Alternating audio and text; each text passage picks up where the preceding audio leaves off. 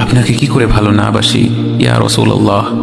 যখন আপনি আমাকে ভালোবেসেছেন সেই 1400 বছর আগে, যখন আপনি আমাকে মিস করতেন, আশা করতেন যেন আমার সাথে দেখা করতে পারেন, অথচ তখনও আমি জন্মই হইনি।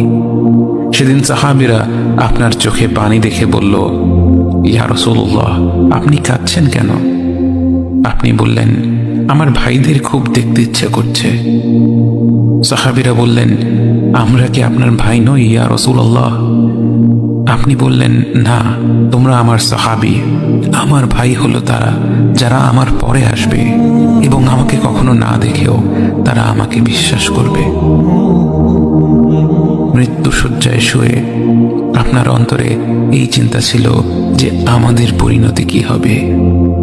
উম্মতি উম্মতি বলতে বলতে আপনি আপনার রবের নিকট ফিরে গিয়েছেন।